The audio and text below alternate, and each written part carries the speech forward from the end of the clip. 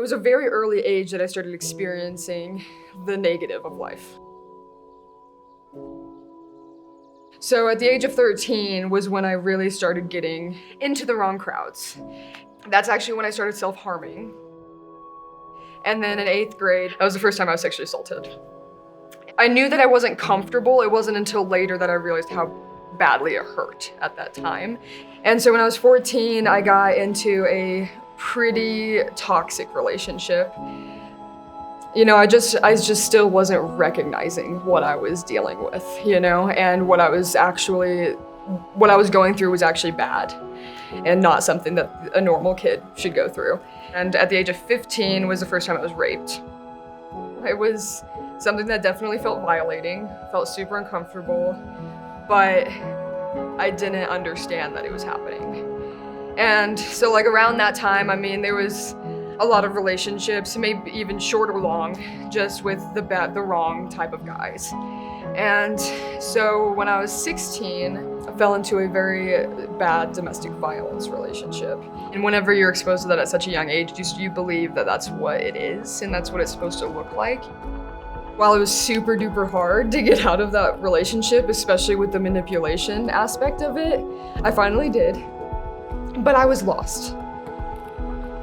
I partied all the time, got super into drugs and alcohol, and I was just basically just numbing myself, you know, from anything that I was feeling at that time, because obviously, while I didn't recognize it, my brain was super low. I was 18 at that time, and that was the last time I was raped.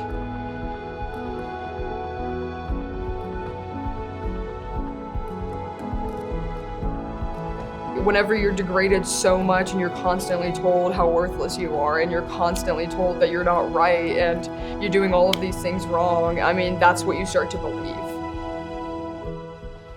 August 2020, I actually met Jordan. And while I don't say that he saved me, because he didn't, but he certainly got me up.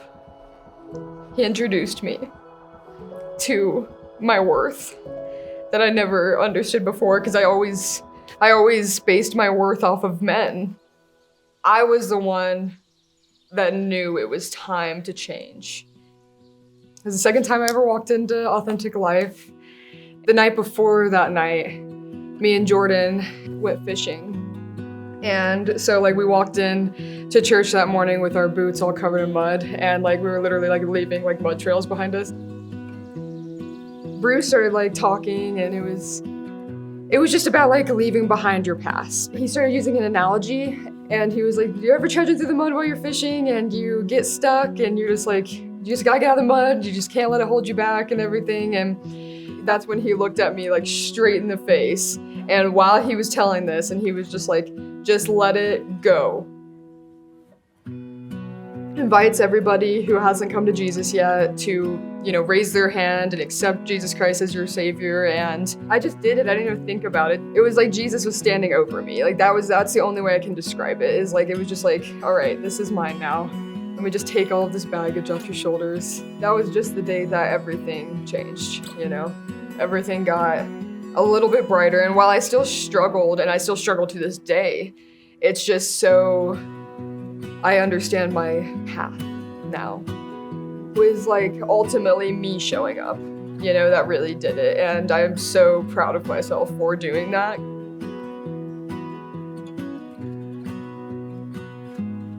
Once I finally came to Jesus, those tiny little milestones of like just getting better and better, it's something.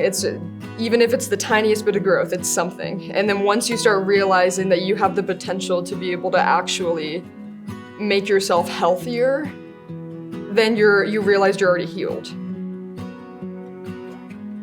The biggest change is just my mindset. I don't sit in sorrow anymore. I don't feel worthless anymore.